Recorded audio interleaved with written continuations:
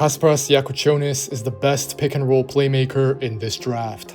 This is floor and ceiling. Let's break him down. Kasparas Jakucionis looks like a top 10 pick. The Illinois freshman averaged about 15 points, 6 rebounds, 5 assists, and 4 turnovers in 33 games this season. At his best, Jakucionis is slicing up defenses in the pick and roll. The Lithuanian prospect is a crafty ball handler, a creative passer, and a capable scorer. In particular, Jakucionis loves to get to his step-back three, which should remain a signature of his throughout his career. I don't think of Jakucionis like a Luka Doncic type of guard who can only play on the ball, but saying that he resembles an unselfish primary ball handler who can take up a lot of possessions like Tyrese Halliburton makes sense. In a median outcome, Jakucionis is more reminiscent of Brandon Podziemski. The 19-year-old can attack off the catch, take spot-up threes, and he's shown just about enough scalability off the ball. I like a lot of Jakucionis' decisions, but he must cut down on turnovers, and he remains somewhat limited overall. This is partly because of his athleticism, which could really hurt Jakucionis on both ends. In the NBA, who he defends remains a question since he doesn't have much strength, foot speed, switchability, or production. On offense, problems might come up if Jakucionis' driving is contained by his lack of athleticism, and then from three, he can be one-dimensional and his overall game will then subsequently be significantly affected. A low-end scenario reminds me of Thomas Satoransky. It's imperative to start in the pick and roll with Kasparas Jakucionis. The Lithuanian playmaker had 501 possessions as the pick and roll ball handler this season. Like I said, Jakucionis wants to get to a step back three, usually to his left. The Illinois freshman plays at his own pace. He almost never gets rushed when he's looking to get to this type of shot. Jakucionis is intentional with how he calls for screens and then attacks those switches. He's dangerous against slower, plodding bigs who are uncomfortable on the perimeter, and the 19-year-old's process is definitely interesting. He might reject a screen and then drive in, or maybe he'll go back out before attacking his man again. Jakucionis plays at a pace that's tough for defenders to read, and the end results this season were respectable considering his high volume. He converted about 31% of his threes off the dribble, which should ideally go up. As I mentioned, Jakucionis is a bit one-dimensional. By that, I mean that this step back is the main shot in his arsenal. Still, this step back is also versatile to some extent. Jakucionis can play in the pick and roll and act quickly. He can take up an entire possession as well, isoing against a defender that he considers a mismatch. However, he's shown some comfort out of handoffs even, and as I'll dive into, I think that he has projectable potential off the ball. Getting into Jakucionis' passing, we have to stay with how he uses ball screens, of course. Here, I'll say that I'm slightly lower on Jakucionis' passing than the consensus. I think that he's a good or a very good passer, but I hesitate to call him great. Still, Jakucionis makes a lot of quality passes.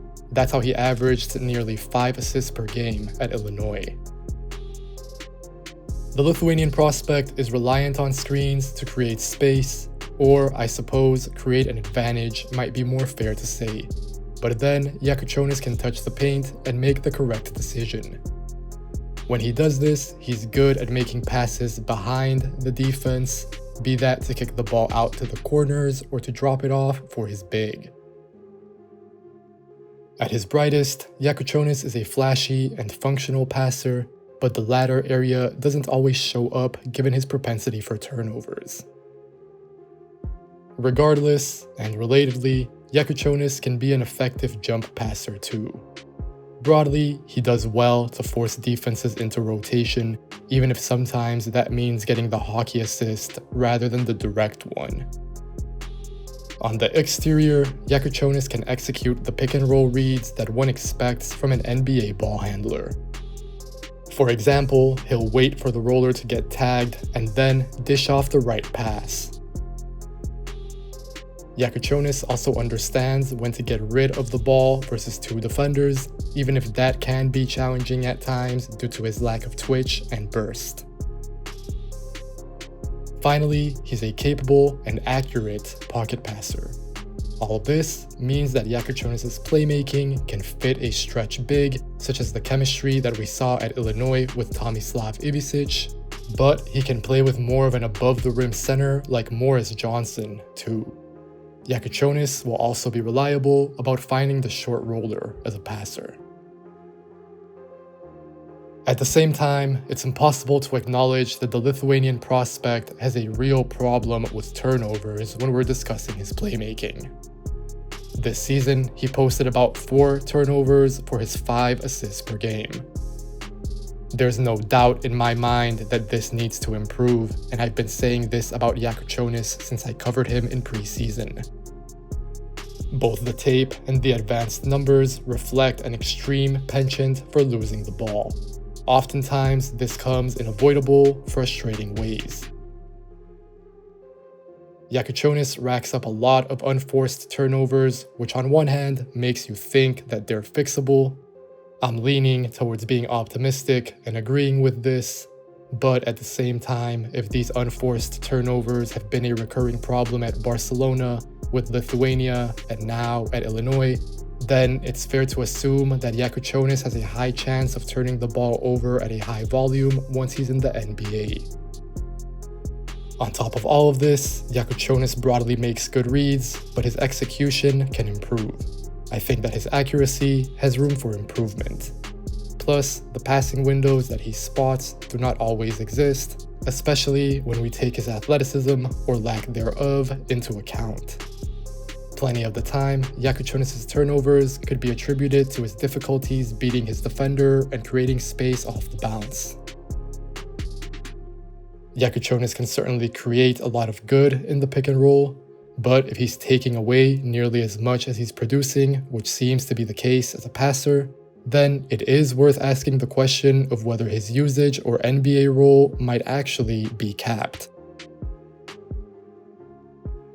Thankfully, I think that some of Jakucionis' limitations on the ball can be mitigated by what he adds off the ball.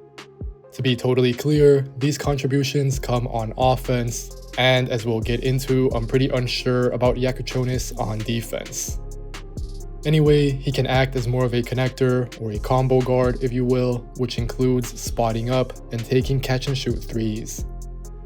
This season, Jakucionis made 35% of those shots, but his volume of catch-and-shoot threes was incredibly low. This stands out even more when you compare how much time Jakucionis spends on the ball and how many pull-ups he took at Illinois. Overall though, I agree with the notion that Jakucionis can toggle between playing on and off the ball. In fact, this was the case at times during his only college season. But ultimately, I find it hard to shake off the vibe that Jakucionis leans maybe excessively more towards on the ball. Still, his functions on the floor can gradually change over time. The tools are definitely there, so it'll be about what the coach decides and whether the player buys in. I think that Jakucionis has shown just about enough of the latter. In addition to taking spot-up threes, the Lithuanian playmaker is capable attacking off the catch. Jakucionis will drive on closeouts, preferring to go to his left. He's smart with how he uses up fakes, and then uses his body in a very interesting way. Jakucionis is not explosive, but he's very flexible. The ways that he pauses and shakes and spins end up covering a surprising amount of ground and forcing his defender into tough spots. This is also how the Lithuanian guard gets to the free throw line so much. Jakucionis shot more than 5 free throws per game, and I don't think that he'll get fouled as much in the NBA, but he should still draw contact. In moments like these, where Jakucionis is attacking off the catch and making decisions spotting up, I truly believe that he can scale into a role off the ball next to a different primary initiator. Wrapping up with Jakucionis' driving, this is the other way that he scores on the ball besides his step-back three. Like with the rest of his scoring, the 19-year-old usually needs a screen to get downhill. Jakucionis can draw out the switch and attack, or he can reject the pick and use hezzies, crossovers, or step-throughs to get all the way to the basket. Jakucionis can read and act against the nail help, and he can also use his driving to pass, as we've been seeing. I'm not convinced that he does any one of these things at a super high level, but he does them at a good one. At Illinois, Jakucionis made about 65% of his shots at the basket, which only saw a slight dip to 62% in the half court. However, I have concerns over how Jakucionis' finishing might carry over to the NBA. Partly, you can return to what I said about his handle, lack of explosion, and hardship creating space. Ultimately, Jakucionis struggles to get past his defender most of the time, and then he's not a powerful vertical athlete, so he might also struggle against the help or the big at the basket. Sometimes it can feel like Jakucionis has to rely on too many tough finishes, or that he finds himself working from disadvantageous angles plenty of the time. Overall, my concern is that if a team takes away Jakucionis' step-back three, then he won't really have a counter.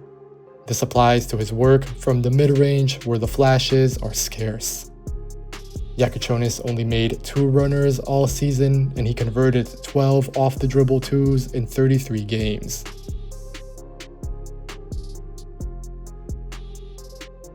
Kasparas Jakucionis is not a productive defender, but he plays hard and tough. I actually think that his scouting report on this end of the floor is fairly straightforward. Starting with what's improvable, the Illinois prospect accumulated just 38 stocks in 33 games this season. That comes out to 0.3 blocks and 0.9 steals per game. Evidently, Jakucionis' output was very modest. This is because he's not fast on defense. He's not particularly strong either, although, like I said, he plays tough, he's not weak.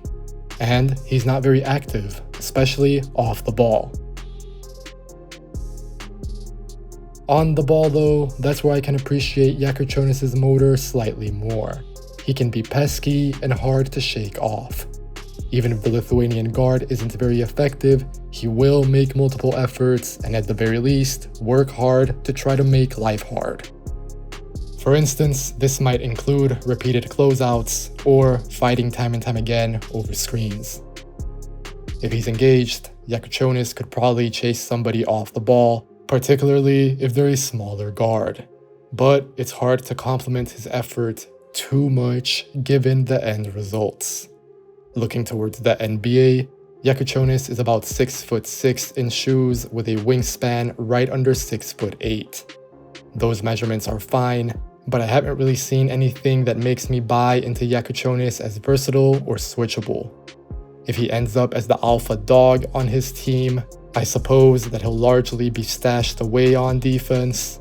But if he has a bigger role to play on this end, then Jakucionis will really have to work on D while making sure that he adds enough value on offense.